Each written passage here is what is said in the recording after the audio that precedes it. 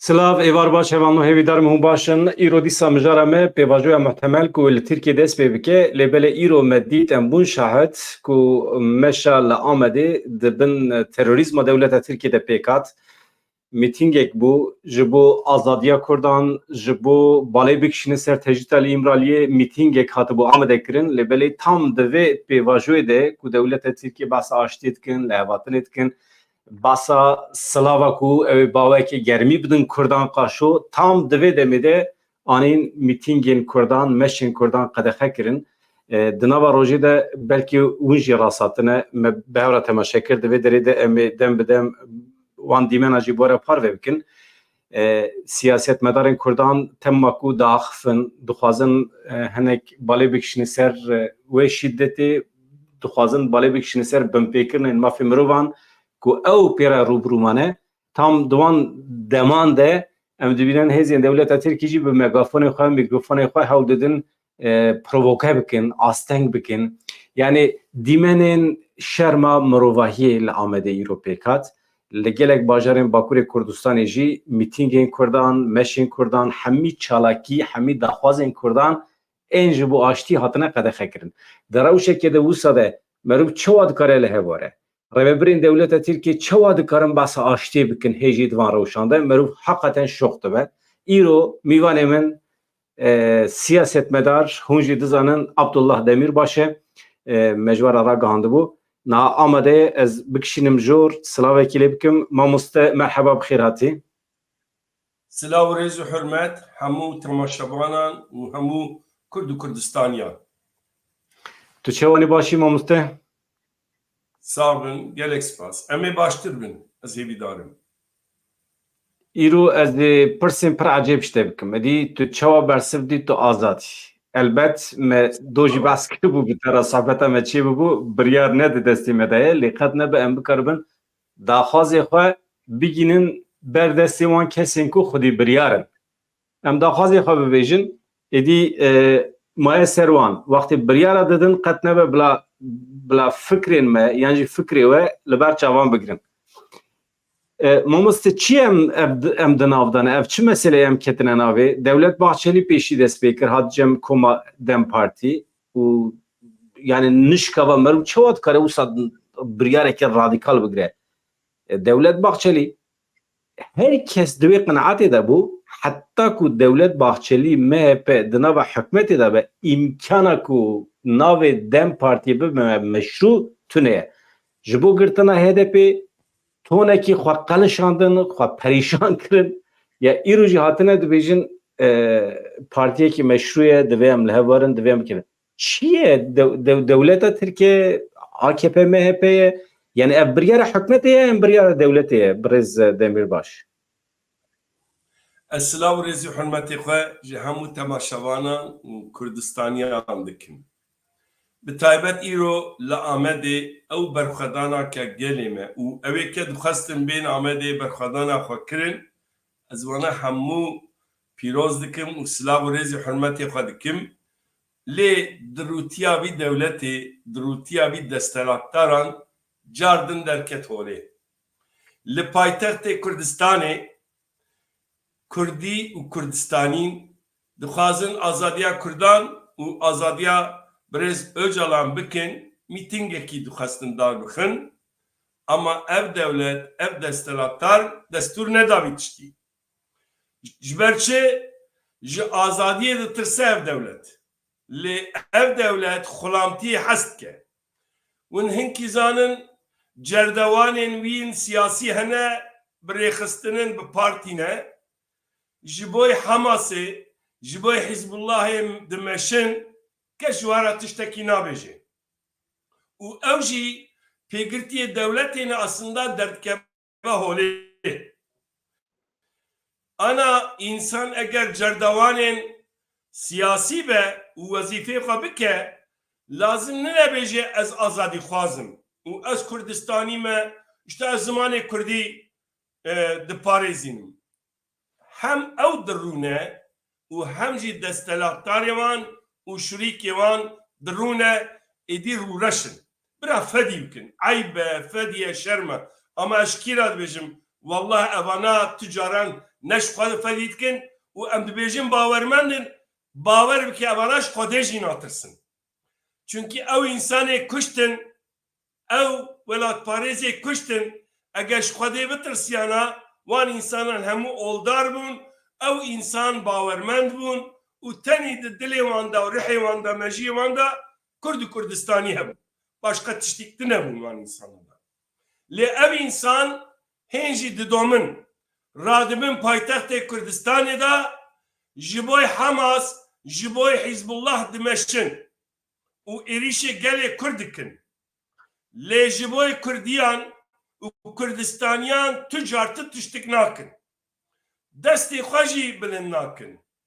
Çünkü çima wezîfeke hatiye dayîn evekî dibêjin hûn cerdewanên siyasî ne hûn lazim e fethisandina azadiya Kurd û Kurdistan bikin. Evê ke bi wan bawer dikin. Evê ke dibêjin riyê wanê raş nabînin êdî Kurdistanî di vî tabloya îro da vî tiştî bibînin. Evan insanan tu cara bi rihê xwe, bi mejiyê xwe, bi baweriya xwe ber Kurd û Kurdistaniyan ninin. Ber dagirkeranın, ber zulümkaranın û ber binpêkirina mafê Kurd û Kurdistanın. Bira êdî ev ya zelale îro ev tişteke tolê. Lê wala lîstikê xwe çi bikin jî dîsa nikarin bi serê kesî. Babu kalê me gotinekî digo. Digo law pişta xwe nedin Romê. Digo bextê Romê tune ye Osmanlî da jî lîstik pir e. Eger hûn bawer dikin pêşî bi xwe bawer bin. Pêşî xwe xurt dikin û sernigê xwe bibînin paşê hûn der û dorê xwe cîranê xwe ra însana ra hûn tiştekî dikin bikin. Lê hûn zanibin bextê wan tune gora wî gavê xwe babêjin gora wî sekna xwe nêzîkaya xwe deynin ortê. İşte îro ev dibêjin pêvajo filan û bêvan heye. Ez dixwazim pêşî davî tiştî bikim. Heya bi fermî devlet an jî PKK ya jî Birêz Öcalan heya daxuyanî nedin em hemû tenî şîrove dikin. Yani ême şîrove ye. Çünkü fermî hên em nizanin gotin tê gotin tişt tên gotin. Dibe sivê evanan nerast bin jî. Nizanin. Lê herkes agahîkî dide hinek dibêjin agahîkî rast e lê em farzî misal dibêjin ki ev hevdîtin heye. Bi dil û can dibêjim. Ji bo aşîtiyê, ji bo wekheviyê, ji bo azadiya Kurd û Kurdistan kî gav vabêje em piştgiriya wî dikin. Çünkü me 100 sala wî tiştî dibêjin. Em êdî kes neyên kuştin û li vî welatî da êdî vî erdnîgariyê da bira xwîn neherke. Em ji bo aşîtiyê, wekheviyê û azadiyê em piştgirî dikin. Lê mamoste nan niyeta Kurdan ji xwe tê zanin. Ew temam e. Yani em hewcî aşitiyê ne, hewcî lehvatinê ne, em dixwazin lehvarin weke milletê Kurd, ew temam. Niha çi bû sedem ku dewleta Tirkiye bikeve nava biryarekê wisa yan jî qenaeta xwe beyan bike. Gelo konjonktûra siyasî ya rojhilata navîn ew mecbûr kirin ku bikeve nava vê helwestê yan jî niyeta wan a baş vicdana wan ketiye dewrê û ketiye hişê wan ya milletê Kurd e em bi 100 sale em bi hev re dijîn yan jî bi hezaran sale em bi hev re dijîn ka em li hev werin. Yani konjonktûra siyasî ya cîhanî zorê li wan kir yan vicdana wan zorê li wan kir. Ez dibên şertê cîhanî ye. Vicdana wan bana îro vî tiştî nedibûn. Ez viya pêşî bêjim. Êdî mecbûr mane.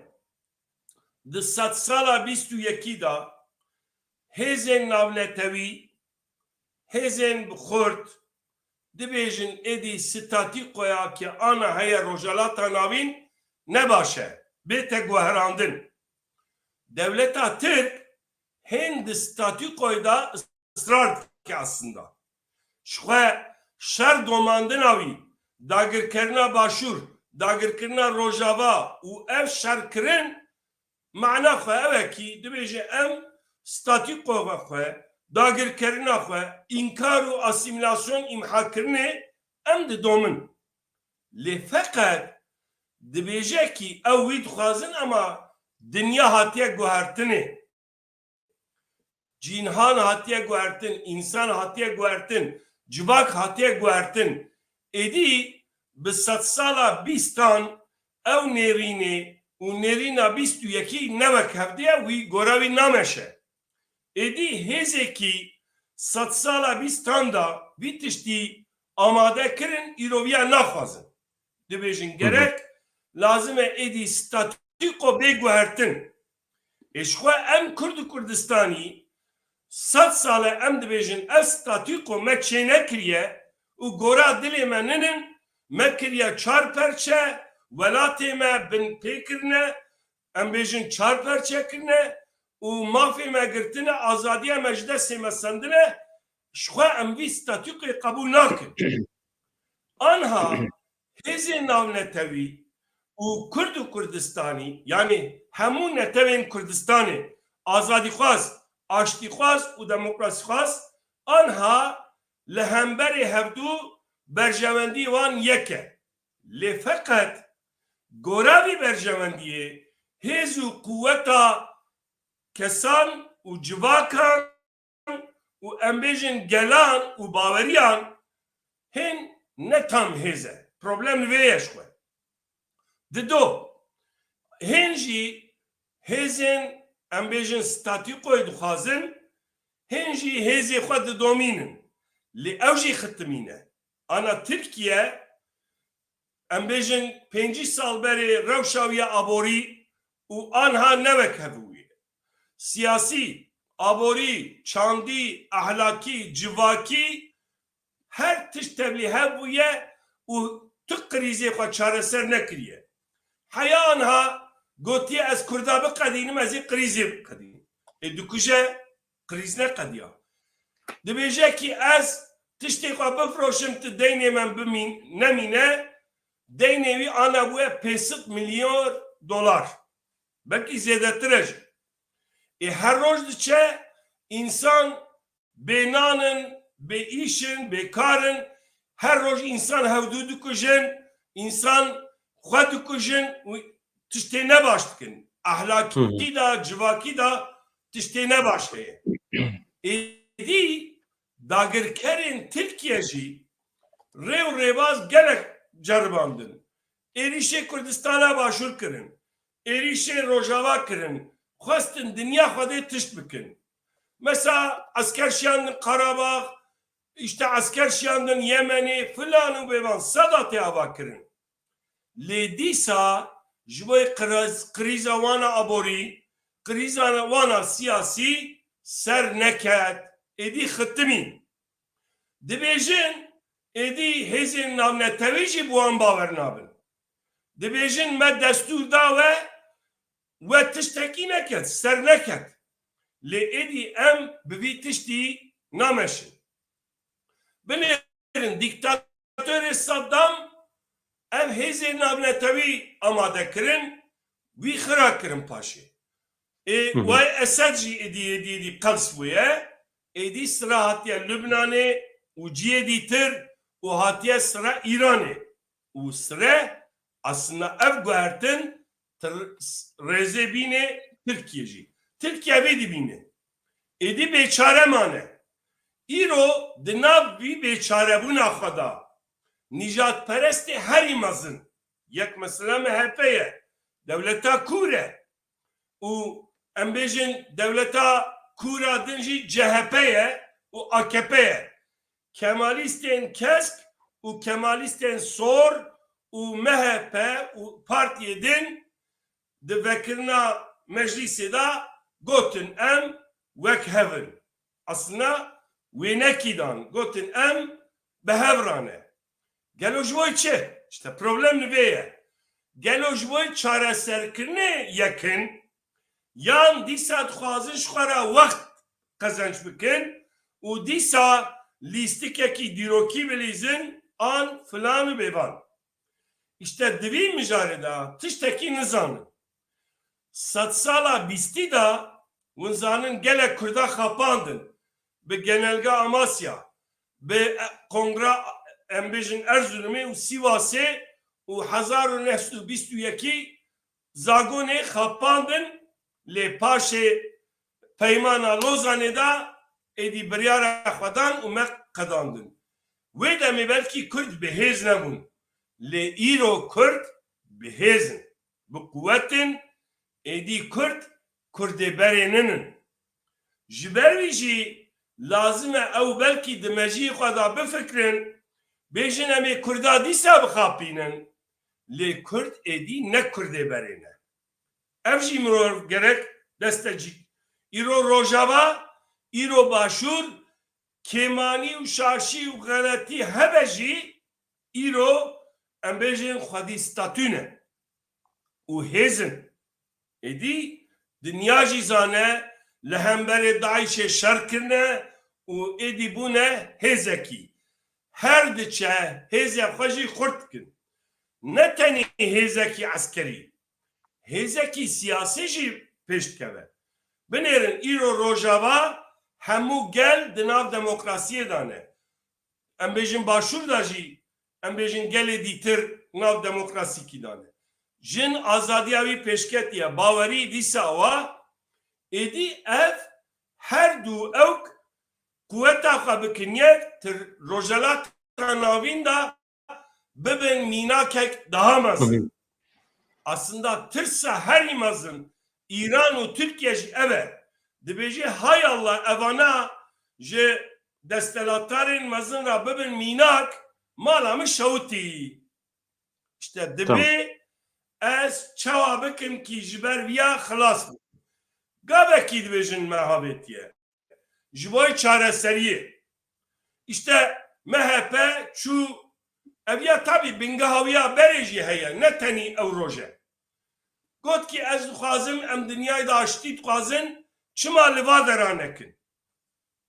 Em viya zanibin eviya bi zora tengasiya wan e bi dilê wan û bi wijdana wan ninin. Wijdana wan ji xwe ketibû cizdana xwe. Dîsa cizdana xwe difikirin ya bûne wijdana xwe ninin. Ji ber wî ana dibêjin em pêvajokî dest pê kin. Eger pêvajokî dixwazin bikin yek tiştekî meriv kare bije. Gerek êdî bîr û bawerî bidin gelê me. Di do. Mamoste bivê pirsê bersivên te eger ji bo vê pirsê bin pir baş dibe. Ji xwe me pirsiye. Dewleta Tirkiye çawa dikare xwe bi Kurdan bide efûkirin. Eger xal bi xal yek du sê yani çi bîne cîh dikare xwe bide efûkirin baweriya Kurdan dikare ji nû ve qezenç bike. Yani tu ji sed salê vir ve dikarî bigirî xal bi xal. Ne tenê berdana girtiyan lê weke mafên netewa milletê Kurd çi dikare pêk bîne garantî bide, soz bide ku karibe xwe bide efûkirin. Keremke. Yekemîn heya anha çi bûye yekemîn lêborîn gerek bêxwestin. Ev ya pir girîng e. Ji hemû gelan û bi taybet Kurda jî. Çünkü 100 sale ji vî alî hemû xwîn herkiye û gelek êş û elem heye. Gerek lêborîn bêxwestin. Di do. Em ji bo çi şer dikin? Ji bo nasnama me, ji bo zimanê me, ji bo çanda me. Gerek ev ya bête qebûlkirin. Yani êdî navê wî çi dibe bira bibe. Gerek hemû nasnamên cuda bêtine qebûlkirin. Ev garantî bête dayînê. Tabii em vî tiştî bêjin. Lazim e siyaseta demokratik rê û rêbazê wî gerek bê vekirin.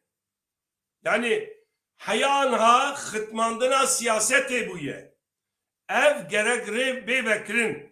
Tabii di nav ya da Partiyê Kurdan, şaredariyên Kurdan, siyasetmedarê Kurdan êdî bi azadî و وکهوی خباتی خو بکن نه تنی معنا خو گرتین سیاسی بین بردان ev jî têda ama ev ne têda tenîk astenkirina ser siyaseta Kurd rabe gerek ev zagonên partiyên siyasî bête guherandin herî bêtir em gerek êdî zimanê xwe perwerde bibînin gava ev çêbûn ez bawerim gelek kes vî tişt ji bo çi Kurd dest bi şerin sîlah kirin ew hemû wan sebeban gerek bête ji ortê rakirin kî sîlah ji ortê rabe heya evana ra nebin ez bawerim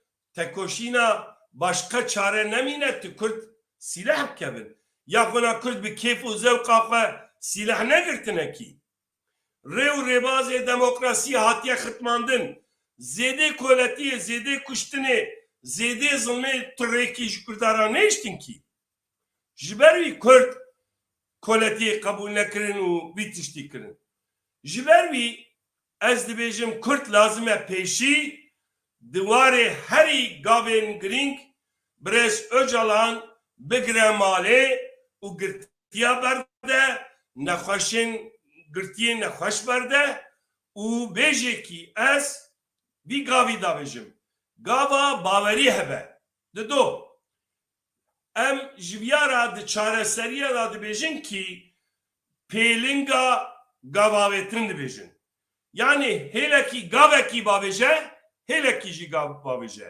kî bawerî bibe çünkü em êdî em Kurd vî tiştî zanin van insanan heya gav navêjin êdî bi gotinê zikê me têr bûye yani gava zikê me têr e em dibêjin gerek lazim e gav bê habêtin ji bo wî dewleta Tirk gava ewil gerek bavêje û gava ewil habêt lazim e gora wî Kurd jî gavên cudatir bikin yani gav gav pêling lazim e ji bo çareseriyê bête kirin heya bigîje adalet û wekheviyê bibe mesela ez vî tiştî dibêjim 100 sale gelek bû yerên tarî çêbûne lazim e vana hemû derkeve holê heqîqat û adalet bi vî tiştî bê çareser kirin yani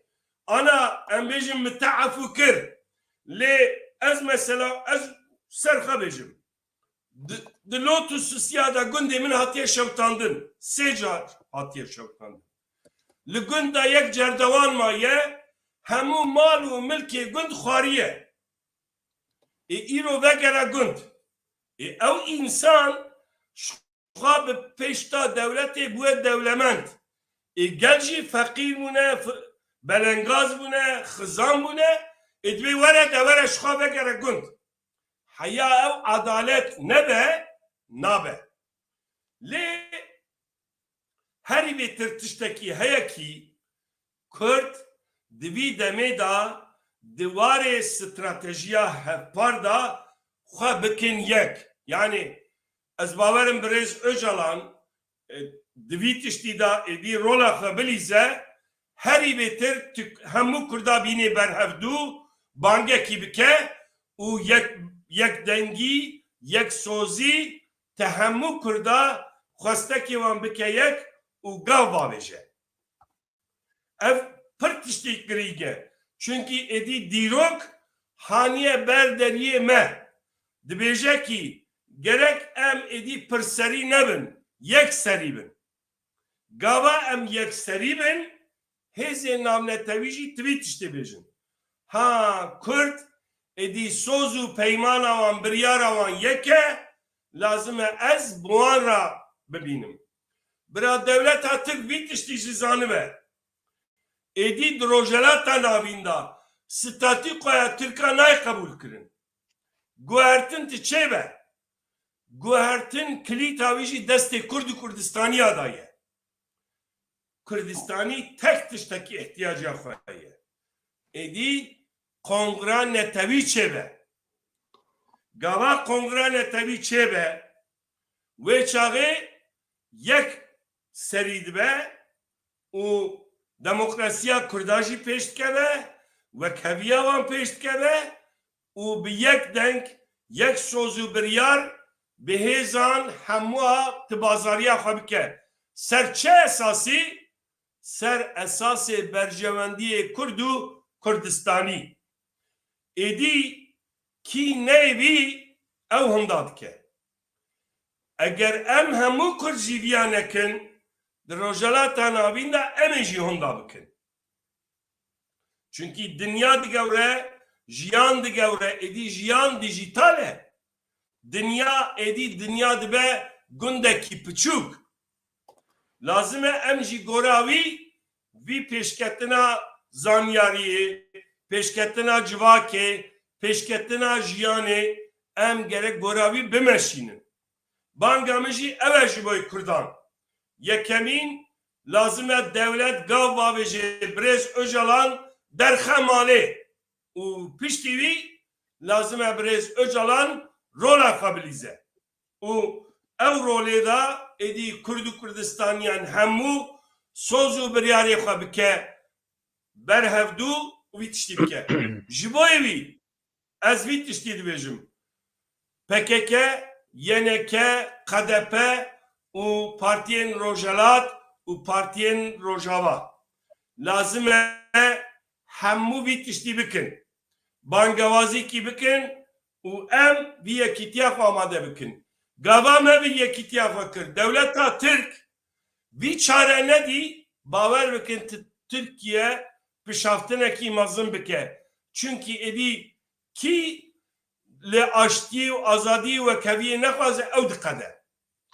Mamoste ez balê bikişim ser wê yekî ku fermandar Murad Karayılan daxuyaniyekî gelekî giring daye axaftina wî di çarçoveya van axaftinên te de ye pir bi îsrar bahsa yekîtiya netewî dike. Eger destûra te hebe ez ê qismek paragrafekî ji daxuyaniyê wî bixwînim li ser wî em dikarin nek şîrove bikin. Daxwazên hevalan jî ev e beriye ku tu bikevî bernameyê min ji hevalan pirsî bû ji Birêz Demirbaş pirsan bipirsin. Ew jî niha dixwazin em axaftina Murad Karayılan şîrove bikin ji bo ez bînim bîre te niha hevalên hêja Murad Karayılan bahsa meseleya netewî dike hem jî di vê pêvajiyê de kaç qas giring e tabii rojnamevan jê dipirse dibêje di dema da wî de li herêmê şerekeye dibe ku ev şer hîn bêtir berfiretir bibe di vê qonaxê de stratejiya Kurdan wê çawa be niha bersiva wî wisa ye binêrin.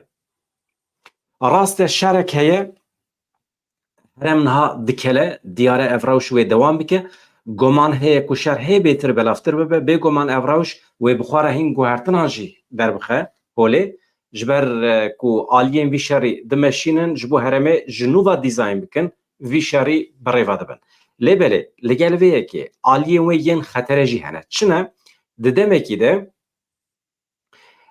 ku ev rewş ew qasa hesas e ihtiyaciya gelê Kurd, pêwîstiya gelê Kurd herî zêde bi yekîtiya netewî heye.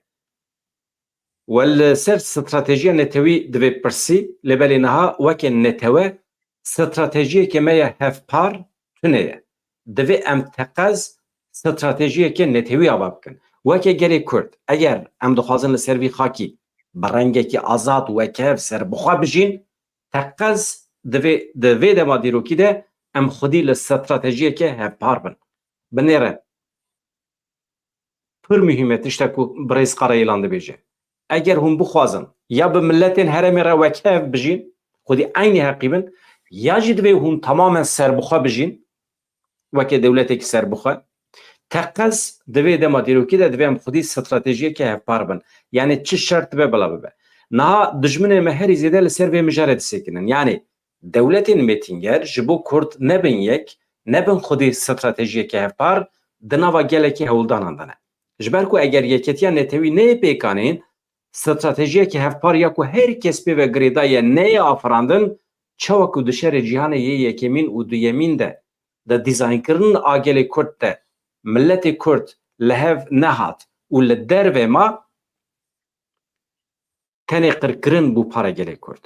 Niha jî di şerê cîhanê yê sêyemîn de wê Kurdan li derve bihêlin eger stratejiyekî hevpar tune be. Binêrin. Hema xilas dibe Karakterê şerê cîhanê yê siyemîn ji şerê cîhanê yê beriya niha cuda ye. Ev şer ketiye nava hev. Li demê belav bûye. Di nava xwe de timî tê dîzaynkirin. Wê hêm bêtir dewam bike. Yani di vê demê de weke Kurd eger em dixwazin xwedî ciyekî bin, li herêmê bibin xwedî îrade û hebûna xwe dewam bikin, beriya her tiştî divê em xwedî stratejiyeke netewî bin. Pir balê dikişîne ser vê meselê. Niha li herêmê hêsa ku herî zêde li ber Kurdan radibe li dij derdikeve dewleta Tirk e. Hikûmeteke ku niha li Tirkiye desthilatdar e, hikûmetekî ji rêzê nine. Ev desthilatdarî di nava sîstema Tirkiyeyê ji rastkiriyê heta çepkiriyê li ser bingeha dijberiya li dijî Kurdan biye yek. Desthilatdariyeke Turanî ye. MHP, Ergenekon, Kızıl Elma, AKP ji bo Kurd nebin yek, ji bo Kurd nebin xwedî mav, ji bo Kurd nebin xwedî ciyekî tifaq kirine di nava xwe de. Stratejiya wan ev e. Mamoste tu vê li ser bisekine şîrovekê û paşê jî banga Murat Karayalan heye ji bo hemî welatparêzan, saziyên civakiyên sivîl, banga wî ji bo rewşenbîran, hunermendan, hemî kesên ku ji bo mafê Kurdan tê dikoşin, dilê wan dişewite, kî dibe bila bibe, asta wî di nava civakê de çi dibe bila bibe, bangekî wî yê acîl û lezgîn heye û ez ê bisekî din bo re parve bikim keremkê mamoste. Birêje Jalan pir daxuyaniyên girîng û dîrokî gelekî balkêş gotiye. Ez Karayılan, mamoste Karayılan. Karayılan. Karayılan. Erê. Yani ez tevlîbî tiştî dibim pir girîng e û dîrokî ye û hebûn û tunebûna me dibêje. Yani mirov tevlîbiya nebe meriv aqilê xwe xwariye. Yani sedî sed ez vî tiştî dibêjim. Herî bi wijdan, herî bi ehlaq, herî bi xwedî şeref kî Kurd û Kurdistanî hebe gerek van bangewaziya pir girîng bibîne dîrokî ye. Em hatine merhelekî. Ya em ê honda bikin ya jî em ê serkevin.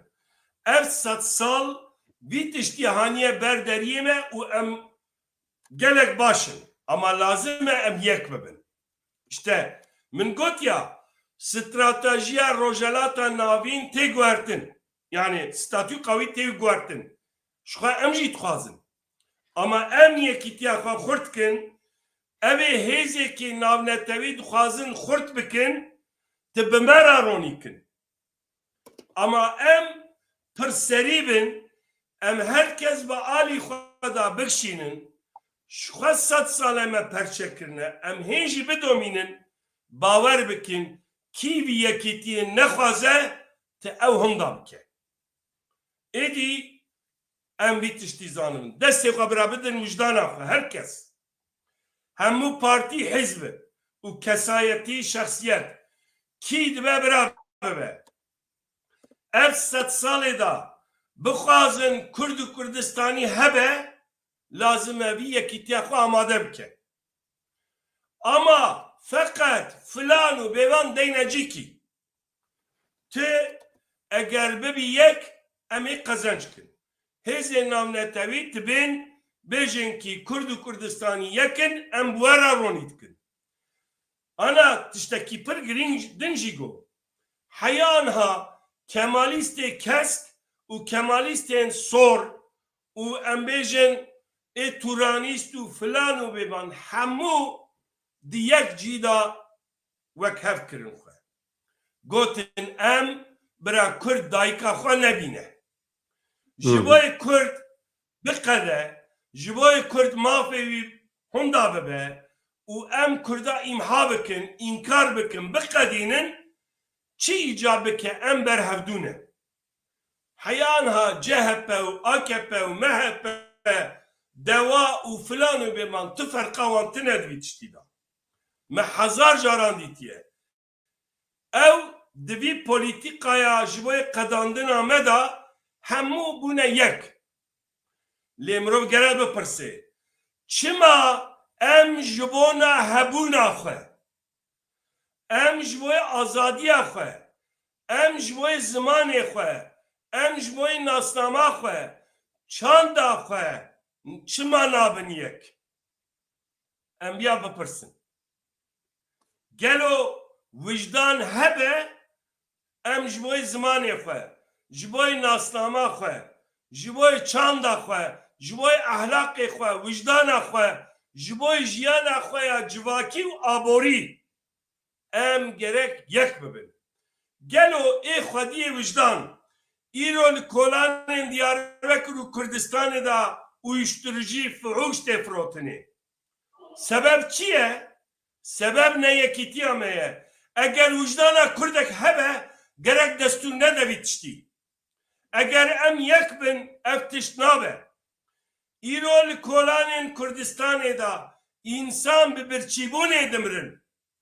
Eger vicdana Kurdan hebe bêjin gerek em ji vîya joholê rakin em bibin yek. îro li kolanên Kurdistanê ciwanê me, jinê me, xortê me tên kuştin. Eger vicdana me hebe em bibin yek êdî vîya biqedînin. Ma êdî nebese. Her roj tecavüzê zarokê me dikin. Her roz zarokê me dikujin. Her roj tehdalê me dikin. Asimilasyona ziman dikin. Bin pêkirina mafê me dikin. Pekî ev ya ji me re ne eybe, ne şerme, ne fedyekî em nabin yek. Em çima nabin yek? Ez dibêjim eşîra min, ew dibêjî eşîra min. Ew dibê perça min, ew dibê perça min. Ew dibê hîzba min, ew dibê hîzba min. Gelo gel çi halî da ye? Destê xwe bidin vicdana xwe. Bes e. Êdî bes e. Dayîkê me tecavüz dikin. Zarokê me dikujin. Li ji boî stranekî Kurdî dibêje însan dikujin. Ma ne fediye, ne eybe ji me re. îro bi sed hezaran milyonan însan koçber bûne hatine vê derê li bajarê Ewropa da bûne xulam. Em axê mala xwe bûn, em hatine bûne xulamê xelkê. Ji me hemû ne eybe, ne fediye, ne bese. Ji ber wî banga Birêz Karayîlan ev gotinê wan ji bo serkeftina me pir girîng e. Yani eger em stratejîkê hevpar, eger bi yek ziman û yek biryar li vê derê Rojhelata Navîn da em xurt bibînin, kongrekî netewî çêkin, stratejîkî deynin ortê, bawer bikin, em ê qezenc bikin, evê li hemberî vîya bisekin ew biqedin. Ya jî ti devletên dagirker, Tirkiye, İran, Irak, Suriye ti bên ji bo yekî neqedin ti bi me re ronîkin wekeviyê qebûl bikin. İşte her du rê maye. Rê ev her du rê jî ji bo me başin lê tek tiştek maye. Ew jî lazim e em yekîtiya xwe ava bikin. Eger Kurd yekîtiya xwe ava bikin pêşketin heye. Mamoste ez bidomînim pêşî cih bidim banga Karayîlan ya ji bo hemî kesên ferdên netewa Kurd û Kurdistanê û paşê jî fikra wî a di derbarê vê merhebaya MHP al gel Dem Partî heye. Ka Murat Karayîlan çi fikre? Dewlet Bahçelî dema ku çû cem rêzên Dem Partî û silav dawan destê wan girt. Hakikaten yek ji kesê ku em fikra wî merex dikin Rêzdar Karayîlan e û ez ê niha çend deqê din ez ê bixwînim pêşî ez ê banga wî bixwînim. Çünkü çima Karayîlan pir giringî nade vê merhebaya Dewlet Bahçelî ya Dem Partî. Ji bo wî esas ev niha sîstema ku li Rojheta Navîn pêş dikeve şerê cîhanê êSİ me di encamê de çi derdikeve holê Karayîlan giringî dide hêz û quweta netewa Kurd dibe em xwe li ser piyan bigirin, bawerî bi hêza xwe bînin û em tiştekî ava bikin. Ne ku em ji dewleta Tirkiye tiştekî hêvî bikin dibe pir pişta xwe pêva girê nedin. Ev tiştekî pir rast e. Eger em bi xwe bawer bin ihtiyacîya me bi merhebayê wan tune ye. Eger merheba wan em giring dibînin demek ki bi xwe bawer ninin. Yani tengav bûne. Bawer bin ti sed hebûyekê wan bê merheba bidin me lê merheba razikê me têr dibe wê çavê. Ji ber wî ev rast e برز قرایلان تشتکی پر راست بێژە لازمە ئەم پێشی خورد بن ئەم وەک هەف بن وێ چاغێ ئێدی باوەریامە bi kesî ninin bixwe tê êdî her kes mihtacê me tibên berderiyê me ji bo wî hêzan netewî xurt be gerekî. Erê binirin çi dibêje? Banga me li partiyên welatparî saziyên civakiyên sivîl, rewşenbîr, hunermend, siyasetmedarên serbixwe ev e. Divê demê de divê em yeketiya xwe ya netewî pêk bînin yên ku xwe nedin ber vê yekî bila neyên yên tên jî divê teqez yeketiya netewî pêk bînin. Ev hewldaneke stratejîk e. Divê em teqez pêk bînin. Divê êdî dest ji tekiliyên taktîkî, siyaseta taktîkî berdin. Weke Kurd divê em ji bo xwe qadekî ava bikin. Pir mühim e. Em ji bo xwe qadekî ava bikin. Ji ber vê divê em li hev kom bibin. Siyasetekî biafirînin. Stratejiyeke netewî diyar bikin. Pêwîstiyeke mezin bi vê yekê heye. Banga me ji bo vê ye. Li dijî mêtîngeriya Tirk em li her devera Kurdistanê li ber xwe bidin. Li başûrê Kurdistanê jî em ê berxwedanê dewam bikin. Ji ber vê yekê jî banga me di serî de xelkê me hêja ê behdînan heye. Her tişt li pêş çavê we diqewime. Kî li dijî vî dijminê zalim li hemberî çekên modern bi îradeyeke ji pola şer dike gelê me bi çavê xwe dibîne. Em hêvî dikin gelê me wê piştgiriyê bide berxwedana pîroziya gerîlayên azadiyê. Di şexsê gelê me ê behdînanê de em banga piştgiriyê li gelê me başûrê Kurdistanê û tevahiya Kurdistanê dikin. Yani dibe berxwedana ku em dikin niha ji bo pêşeroja Kurdan hemiyan e ji bo her kesî ye ji ber vê yekê daxwaza piştgiriyê em her kesî. İjar tabii bahsa şer İsrail û Filistînê dike ew em niha pir wextûn e paşê ez ê bernamekê taybet di ser daxuyaniyên birêz Karayîlan çê dikim lêbelê ya herî mihîm ku herkes merak dike mamoste Devlet Bahçeli dema çû cem endamên Dem Partiyê Silavda Karayîlan çawa dibîne binêrin ez bi çend hevoka ji were bixwînim yani ez jî niha bi were dixwînim ya rastî ez pir heval eger amade bin ez ema bêjim binêrin çi dibêje. Rojnamevan viyet pirse li Tirkî li aliyekî nermbûn heye herî dawî Bahçeli dibe destê xwe da endamên Dem Partiyê merheba daye lêbelê li aliyê din birçîtî xizanî heye ekonomî xirabtir dibe li Tirkî yani ev hikûmet hengê tengav dibe dixwaze rojevê biguherîne tekildarê vê yekê hûn çi dibêjin dibe pir eşkere ye desthilatariya AKP MHP ketiye nava tengasiyekî mezin ji ber ku planên wan bi ser neketin beriya 10 salan dema birêk ketin planên wan yên esas ew bû di doza Kurd de bi ser bikevin yani PKK tek bibin başûrê Kurdistanê dagir bikin li Bakur Rojhilatê Sûriye rêveberiya xweser tasfiye bikin. Baş e planên wan ew bû. Lewma mesrefên pir mezin kirin lê bi ser neketin. Lewma pirsgirêkên aborî niha li Tirkiye zêde bûne. Li hemû Tirkiye niha xela heye, birçîtî heye. Meseleya wan ya esas ev e.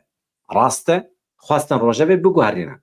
Ji bo xwe zemîn ava dikin. Lewma divê mirov zêde mane wate li merhebaya ku Devlet Bahçeli daye Dem Partiyê bar nekin. Yani pir mane nedine zêde meze nekin. Heta hin kes dibêjin gelo wê pêvajiyekê nû dest pê bike. Na, tiştekî wisa tune ye. Divê tu kes xeyalên wiha neke. Ma ew xwedî meseleyê ne mamoste ew baştir zanin. Ew hîne her roj Kurdan dikujin. Ama îro Kurdanê navê nîşandan. Divê li herêmê bicihî dibin. Niha şerekî pir dijwar heye. Li ser rêbera bo tecît heye. Tiştekî wisa tune ye. Pêvajo mêvajo tune ye dibe. Tayyip Erdoğan dixwaze muxalefetê li gorî xwe dîzayn bike. Heta dixwaze destê xwe heta nava wan dirêj bike û bi wan bilîze. Dixwaze muxalefetê dudilî bike. Gotinê muxalefetê yên weke normalbûnê nêzîkatiyên wê yên tekildarê vê yekê zemînê ji verê yekê re çêdike. Lêbelê desthilatarî tengav bîye, dixwaze xwe ji vê tengaviyê rizgar bike, çi ji desta tê dike, hewldanê wî di vî aliyê dane. Divê mirov vê yekê wiha fehm bike bi gotinekê din divê muxalefet bi van lîstokan nexape. Xilas.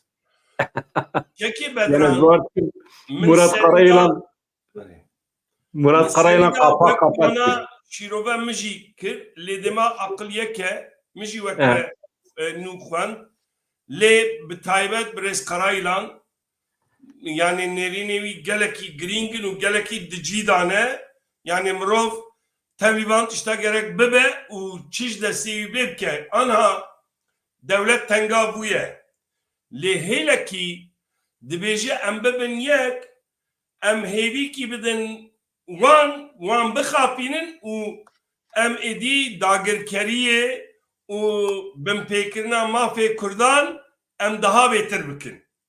Yani bi taybet belkî vî tiştî dibêjin.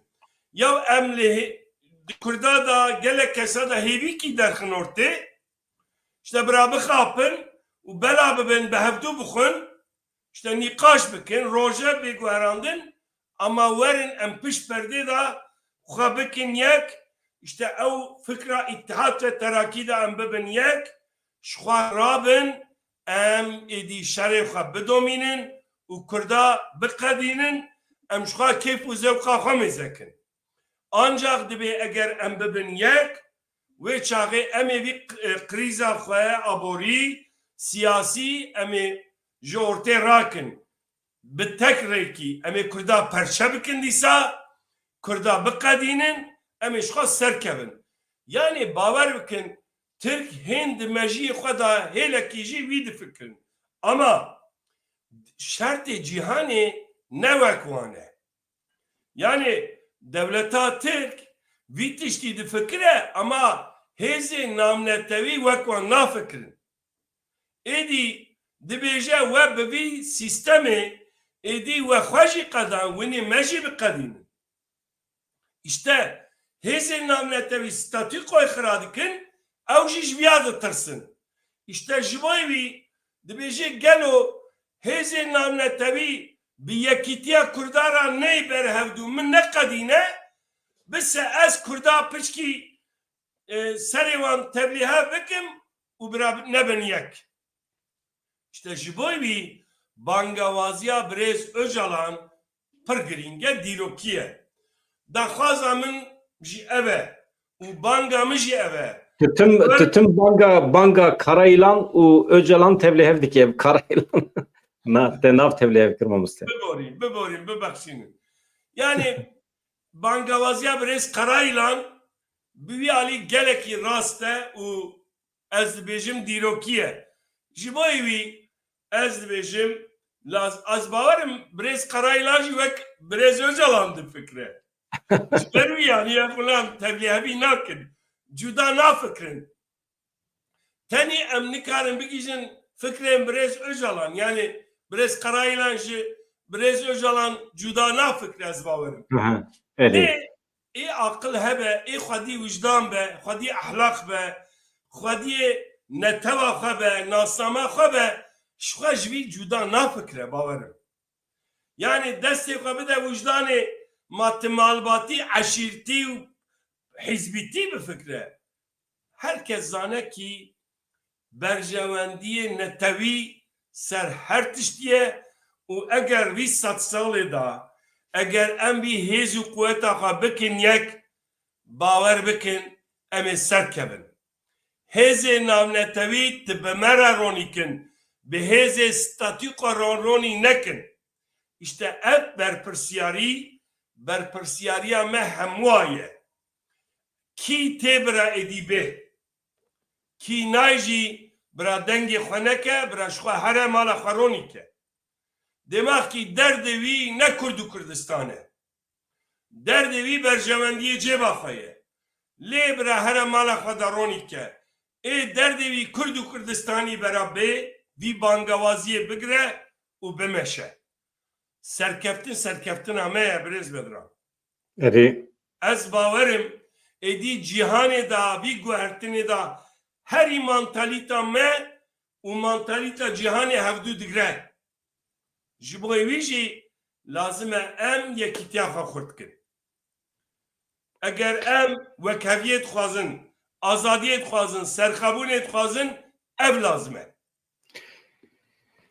Tiştekî din jî bangekî girîng ê Murat Karayılan jî ew e dîsa carekê din bang di cerdevanan dike. Beriya çend mehal vê derê jî me bername çêkiribû ji cerdevanan xwestibû li malê xwe bisêkinin yani em tücar erişi ve nekin eğer hun çeka xwe li hember me bikar neynin dibe em dizanin hûn di zehmetî dane zexta dewletê li ser we heye sebep çi dibe bila bibe bi şiklekî we çeka dewletê girtiye lêbelê tücar daxwazên dewletê neynin cih yani neyne başûrê Kurdistanê li hemberî me şer nekin li malê xwe bisêkinin ji jinên cerdevanan ji zarokên cerdevanan dixwaze ku li ser rêya bavê xwe neçin bavê xwe îqna bikin ku nekeve nava şer di rewşekê wisa da dibe ji bo me dibe em dikarin efûyekê derbixin ji bo wan em dikarin dibe em dikarin bi şikrekî li hev werin di vî aliyê de bangawî li cerdevanan dîsa heye mühim e dewleta Tirkiye di nava civakê de çawa ku te jî behs kir mamoste ji madeyên hişbir bigire heta fuhuş alkol her cure dixe nava civaka Bakurê Kurdistanê ji bo ku civakê rizî bike tev li hev bike Murat Kiraylan balê dikişîne ser vê yekê jî heta behsa narînê jî dike îja vana hemî mühim e tabî ev mijara bernameyekê cuda ye ez ê daxuyanî Murat Kiraylan hemî bixwînim bi hûrgulî paşê jî ez ê li ser wî bernameyekê cuda taybet çêkim tabî mamoste kerem ke ez vî tiştî dixwazim bêjim binêrin îro li Kurdistanê fuhuş pêş ketiye se em hemû sûcdarê vî tiştî ne eger îro tiştên narkotik pêş ketiye em hemû sûcdarê vî tiştî ne eger îro zarokê me tên kuştin tecawîzkirin em hemû sûcdarê vî tiştî ne çima eger me yekîtiya xwe ava bikirana ev neyara xwe hêza xwe nedikiritin û aqwa bêrûmetî nedkirin bi me egerek ji me re hemû ev fediye eybe zarokek 9 salên 10 salên radibên tiştê narkotik bikartînin bira kes nebêje ki ti zarokê min nebiyê min vî tiştî nebin gelo hên jî em lazim e fedî nekin ji xwe eger em yek bibin em ê serkevin êdî van tiştên nebaş em ê welatê xwe nedin kirinê îro axa welatê me bi bereket e binê wî jî serê wî jî em bawerin evî xizanî û evî nezanî û van tişte jortê radibe van tiştî nebaş layıqê gelê me ninin mêze di roje 5 hebûyer cuda cuda ji welat hatiye me em dixwazin êdî çare bikin lê berê binêrin ji bo neyekîtiya me êdî godar jî nakin ciwan tevlî mafya dibin ciwan tevyê tiştên qumarê ara içkiyê tiştê nebaş dibin ev ya ji me hemû ara fediye ji bo vî em êdî vî tiştî destê xwe bidin wijdana xwe êdî berjewendiyê malbatiya me berjewendî eşîra me berjewendî herema me perça me û hîzba me ji van tiştan girîngtir ninin mamoste em hatin dawiya bernamê ez tiştek işte pirsim ew sahat bîra me ew mesela narînê ji ber ku te li herêmê şaredarî kiriye tu meseleyê tu herêmê nas dikî tu gundê tavşan tepe jî nas dikî ev mesela narînê ber bê kuva diçe çi bû yani tu dişopînî nasê te dosê te li herêmê hene gelo yani hakikaten mesele çi ye yani nana me fehm nekir yani dewletek ku li herêmê ew qasa xwedî tecrübe ye ew qas însan kir bin çava di hepsê dane yani nikare ji îfadeyê wan hin nakokiyan derbixe û meselê zelal bike yani meselekî ew qasa piçûk cinayeta keçikek çawa nikare zelal bike mirov şox dibe mesele ne tenî cinayeta keçikê ye ka hineke ez fikrê te jî merak dikim pêgirtiyê dewletê ye gelek tiştên tarî û veşartî hene ew jî dibên lazim e hûnviya biqedînin yaxuna tiştê veşartî derkeve mesele ne tenî kuştina narîne binêrin aynî rojê da li wan rojan da li Tekirdağê zarokî di salên tecawîz kiribûn li Agiriyê keçika Leyla bûbûn aqa deng neda mesele ne ew e mesele tiştên daha kûrin ev tiştê kûr û van ciyê kûr da bazarî hene Mamoste çi kur dikare bibe? Yani çi kure? Yani keçikekî heşt salî hatiye kuştin. Mesela Kurbûna wî di ku derê de ne ye? narine. Pay vida tiştê veşartî hene. Yani mesele ki normal adli bana haya anha diyar bubun. Tiyeki bir Hristiyan'a işte suçdar uydit kadiyan. Ama mesele ne teniye ve? Mesele ev malbat jimolla gürani virda pegir diye bir devleteye. Mesele lüve dereye. Jüve dere haya ve dere ev çeheye tişte ve şartı. Ez bawerim hinek dibêjin ev tiştê ve şartî gerek derkeve hinek jî dibên bitefînin. Lê ez ditirsim hên ti zelal nebe û ev tiştên qirêj bidin domandin ev mesele jî dîsa ez dubare dibêjim bi pirskirêka Kurd vegirê daye. Binêrin ew daxuyaniya wî dibêje kî ciyê me stratejîk e. û heyana jî me pêgirtiyê devletê ne. Yani dibe ki we ji boyê kuştina û tinebûna Kurdan em alîkarê we bûne. Win ana alîkarê me nebin em ê we êdî bixitmînin. Ev ya bîle bi şerê taybet ve girêdayî ye mesele. Ji ber wî jî ez dibêjim gerek ser vî tiştî jî bêlêkolîn kirin û bê xeberdanê. Mesela narin bê zelal kirin hêzên tarî û ew şerê qirêj ti derkeve holê. Evana diyeta tiştê nebaş dixwazin.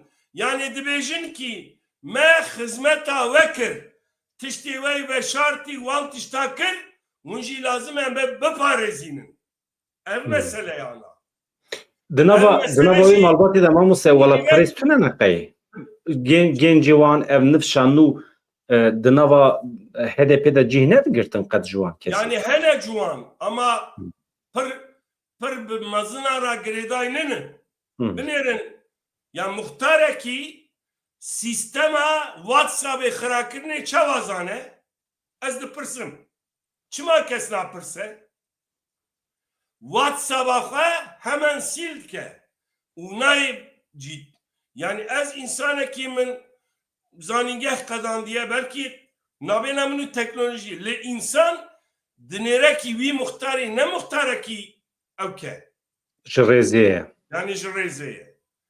İşte ji bo wî dibêjim ev mesele jî bi şerê taybet ser li hemberê Kurd û Kurdistaniya kirinê girêdayî ye. Yani divê derê vîya pişaftinê bibe ti gelek tiştê tarî derkeve. Ensarî oğlê bîla sebe nego got gelek tişt hene ez nikarim bêjim. Ji ber wî em hemû hişyar bibin. Em hemû ji xwe fedî bikin. Mesela narîn bîle binêrin wek narîn gelek zarok hatine kuştin. Eger em yek bibana tiştê ewa tarî nedibûn. Van têkiliyê tarî, van hêzê tarî û qirêj nedibûn. Me destûr nedidan van tişta. Ev bîle bi xwe sebebekî ye. Em ji boyê narîn êdî neykuştin. Êdî zarokê me di narkotîkê de neçin. Êdî zarokê me jinê me ciwanê me tecawüz nekin. Zarokê me neçin ciyê nebaş. û xizanî û nezanî ji welatê me rabe em yek bibin. Mamoste gelek spas bo tevlîbûna te. Mesata xwe tijî kir. Sohbetekî xweş bû. Daxuyanî te jî giring bû. Di vê navberê de me daxuyaniya Birêz Murat Karayîlan jî tevlî weşanê kir. Lê bi qismî daxuyaniya wî gelekî berfireh e. Di radyoya dengê gel de hatiye weşandin. Ez ê bernameyekê taybet tenê li ser daxuyanî Murat Karayîlan çê bikim. Mühîm e. Li qada şer e ew zû bi zû daxuyanî nade. Fikrê xwe siyasî zû bi zû beyan nake ama carek ku beyan dike jî û pir têr û tijî ye. Me rojê fayde dibîne. Rast e. Silav û rêz û hurmetê min heye. Gelek silav. Vî bangê pir girîng bibînin tifaq bikin. gelekî mühim e. Banga jî divê çarçovê de ye. Malatya ve her bir de heftên pêş me de mamoste ev mesele pêşkeve. Tabii em hêvî dikin ku ev pêvajo pêşkeve û Kurd û Türk li hev werin elbet. Herçend baweriye me pê tune be jî ama em divê qenaetê dane aştiya herî xirab jî ji şerê herî baş çêtir e. Genç Yani neyne em kuştin, Kurd insan neyne kuştin. xwazin em zanin Hı. ki destê aşîtiyê bideme em nabêjin te çima daye me tu kî em dibêjin were tu samîmî bî ser sera ser çava Her bir herî. lê tek şert Kurd gerek yek bin Rast e Malatya ve Malatya. hadi sıra ve var baş. Hevanno ez binêrim kawe çi nivîsandiye û paşê jî çikez heta pirsê we nebînim, heta peyamê we nebînim xatir ji we naxwazim. Kawe qet çi kir? 777 peyam hatine gelek baş e hûn here bin. Ya hejmara abonê me dixwazim hinek zêde be hûn çawa dikarin çê bikin? Yani di nava we de hevalê ku hê nebûne abone eger hûn bibin baş dibe. Yani hem ji bo îtibara kanalê hem xweş e yani belkî jî pir faydeyekî wisa berbiçav nade ama hûn bibin abone belkî xweş e. Ama dîsa jî li gor kêfa we ye.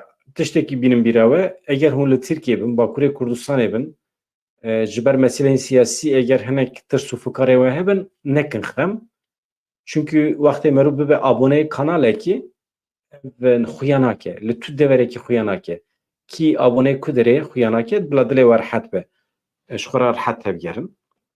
Tabii bi her şiklekî rêz û hurmeta me heye ji we re. Ya ji bo me ya baş ew e, ji bo me ya herî giring ew e. Hûn di weşanê me zindî de werin vê derê. Yan jî vîdeoyê me temaşe bikin. Fikrekî xwe bi me re parve bikin. Ez peyamê we hemî dixwînim. Bername ne têne amine awe ye jî hûn jî vê derê fikrê xwe, dîtinê xwe beyan dikin. Em bi hev re dixebitin. We goterê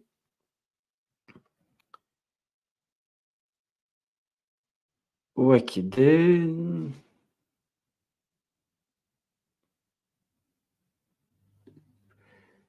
Memo çi dibêje?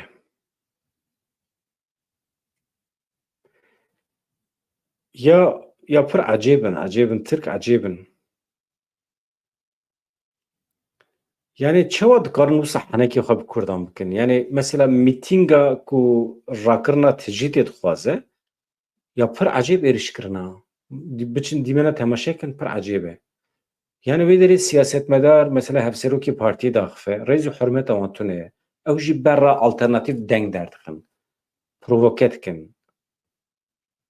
Min tiştekî wisa tune ye ew. Dunyayê de tiştekî wisa tune ye. Hakikaten ecêb e.